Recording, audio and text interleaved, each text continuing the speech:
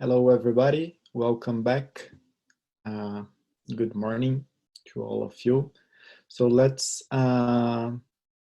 see today the second part of our lecture that we started on Wednesday. Okay, so this is going to be a shorter lecture to balance out uh, the previous one. Okay, so let's try to do the same thing here. So let's do the share screen, and I'm going to share the PowerPoint with you, and you still can see me right here in your corner. Okay. Okay, so that was the point we stopped last time. So we saw here that solids can be classified as conductors. So in this kind of material, the resistivity to the passage of electrons is low. Okay. Insulators, where the resistivity to the passage of electrons is high, and semiconductors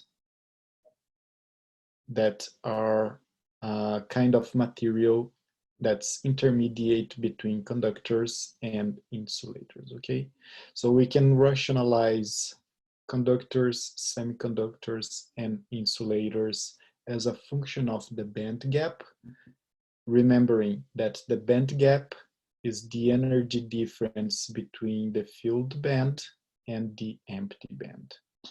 For conductors, small band gap; insulators, high band gap; and semiconductors, intermediate band gap between conductors and insulators. Today, what I would like to cover with you is the influence of the temperature on the resistance, and we are going to start talking a little bit about semiconductors, okay? So let's start with the influence of the temperature in the resistivity. So let's start with conductors. So remembering here that this solid is connected to a generator. So the generator will pump electrons. The electron will reach this point over here, and it has to cross this bridge, that's the solid state material, to get to this point and then move on to the positive pole of the generator, okay? So we saw that a solid state material is composed of bands, and in this case, the band is half filled and half empty. Therefore, the electrons have a free way to pass through the solid state material and reach the other side of the circuit, okay? So this material has therefore low resistivity to the passage of electrons. What do you think it will happen when we increase the temperature of this system? Is the resistivity going to be low or high? So let's think about that, and then we will get to the answer together.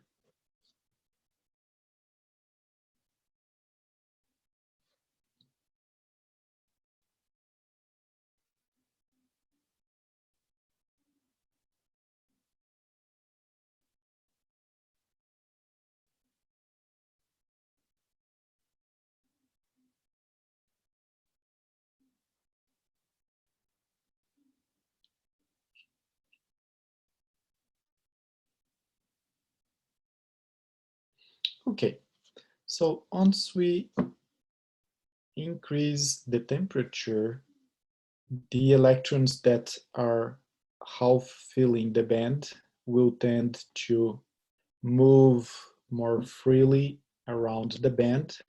So it's safe to say that they will go and populate higher states, and they will start to populate all the empty space here. So now we don't have a free way for the electrons to move across the conductor. So now it's still not impossible, but now it's a little harder for the electrons to move throughout the material, because now we have electrons here moving around, so it has to wiggle a little bit its way. Therefore, it's going to be harder for these electrons to move, which means that the resistivity will increase. Okay. If we plot resistivity against temperature for a metallic conductor, that's the kind of curve that we are going to get. Okay. So there is a resistivity for this kind of material even at 0, and it will increase with the increase of the temperature. So that's what you should expect. What about a semiconductor material? What's the effect of the temperature under the resistivity? So let's do the same thing that we did before for the conductor. So let's analyze how the electrons can move throughout the material. So once the electron reaches this point, the only way to go to this point is crossing the solid state material. That's a semiconductor in this case. So the electron is going to reach here this band that's completely full. So the only way for the electron to move to the other side is to be promoted to the empty band, and then here it can move freely. Okay, so if the only way to move throughout the material is of being promoted, so that requires energy.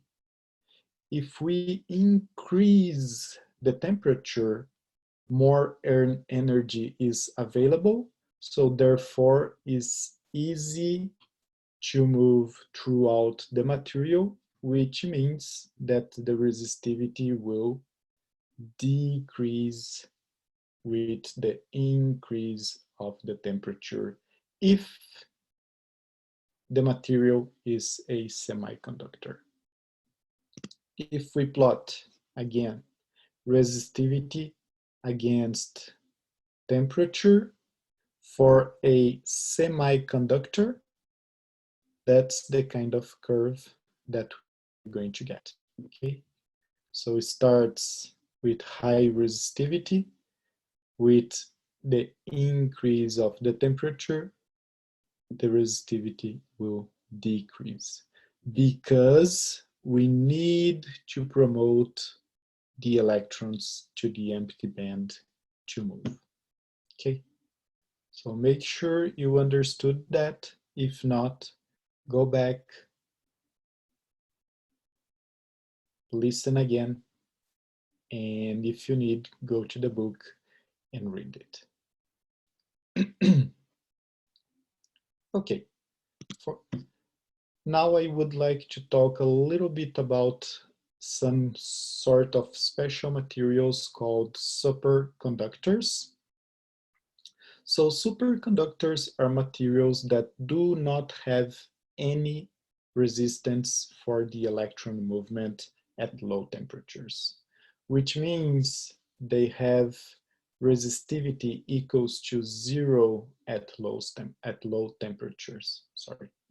So here is a graph comparing resistivity as a function of the temperature for superconductors which is the green line, and a metal conductor, which is the purple line, okay?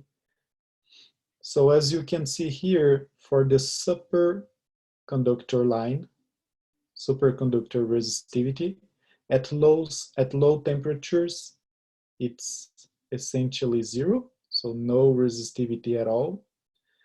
However, at a point that's called critical temperature, the resistivity increases really fast and then follows what's expected for a normal conductor. And in some cases, the resistivity is even higher than for what's expected for a normal metal conductor or metallic conductor. One example of superconductor is this structure shown over here. So we have yttrium, barium, copper, and oxygen, and this is the unit cell, and this is the solid state structure. Okay. So this kind of material is a superconductor. It has superconductor properties, and the critical temperature is 92 Kelvin. Okay.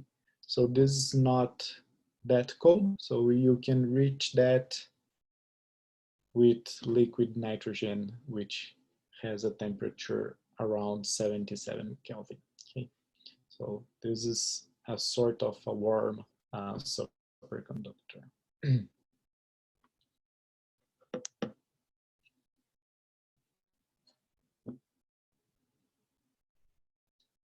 Okay. So at this point, I think we are ready to move and start talking more about semiconductors. So we are going to start today, and that will extend throughout the next week, probably on Monday and Wednesday as well. Okay, our focus now is on semiconductors. So just recapping here, semiconductors are materials with energy gap, e.g., that are higher than the ones for metallic conductors, but lower than the ones found for insulators. For example, here we have listed 3 materials. First one is diamond. Energy gap is 5.5 electron volts. And on the other side of the spectrum, we have lead. Band gap is 0. And we have 2 materials here that have energy gap intermediate between diamond and lead. Silicon is a very famous semiconductor, and gallium arsenide is another widely used semiconductor. Okay, band gap of silicon is 1.1 electron volts, and for the gallium arsenide, 1.4. Okay, see that this number is not exactly halfway between diamond and lead, so it will always going to be lower than, much lower than the insulator, and not so higher than what's expected for the conductor. The structure of the band for a semiconductor, usually filled lower, the lower energy band is filled, the higher energy band is empty, and the band gap is some number that's not super high. The resistivity of a semiconductor decreases with the increase of the temperature, as we just saw. And those are the characteristics of the semiconductor. conductors, okay?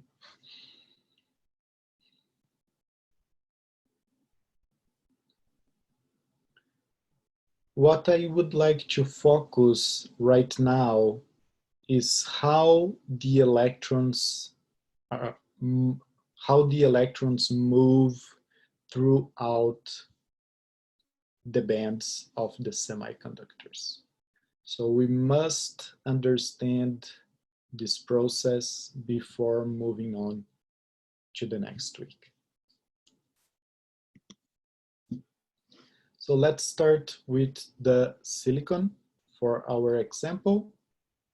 So silicon is basically a polymer of silicon, okay?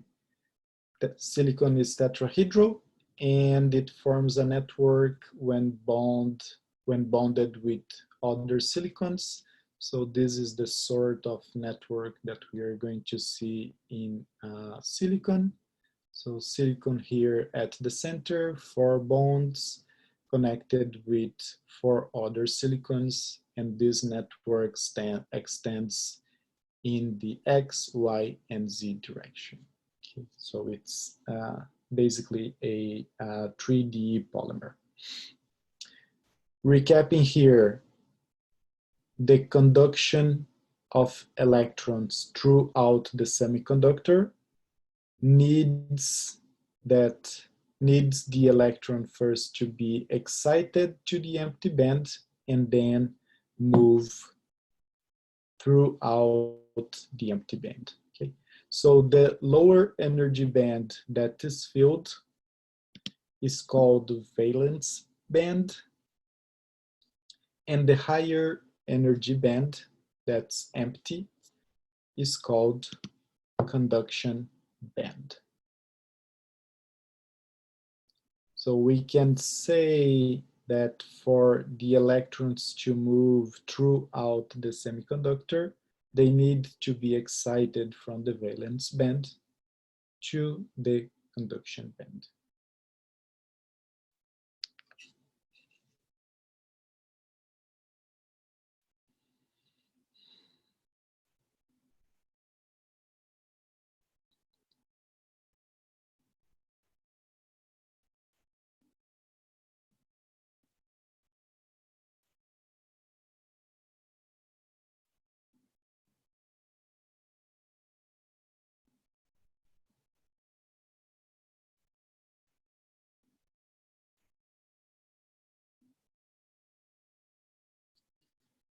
Okay, so let's see how this process occurs. Okay, so now I will zoom at the end of the valence band and the beginning of the conduction band. So we have it here. So valence band down here, conduction band up here, and the red dots are the electrons. Okay, so the valence band is completely filled. We have here some electrons on the edge and some other electrons that are more internal into the band. Okay. When the electron reaches this point here, I'm going to represent as this red dot outside of the valence band. And remember, for the electron to move throughout the semiconductor, it needs to be promoted to the conduction band. Okay.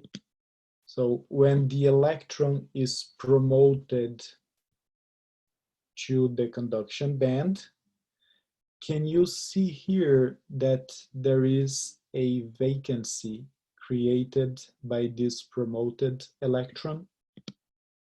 So this vacancy created is called hole, and the electron up here is still called electron. Symbol for hole is H plus, okay? And this over here is called electron hole pair, okay? So an electron hole pair occurs when one of the electrons is promoted from valence band to conduction band.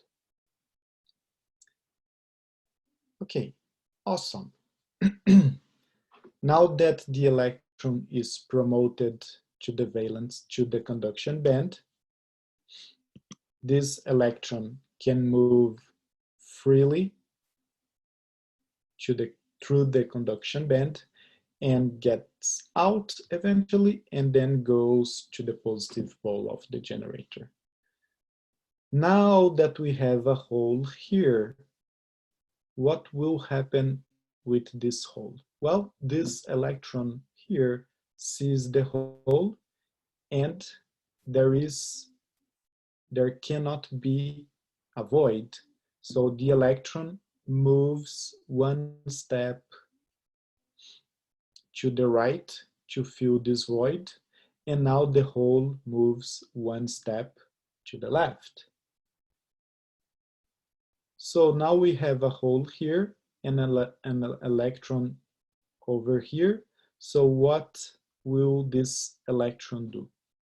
Well, the electron moves one step to the right to fill the void, and the hole moves one step to the left.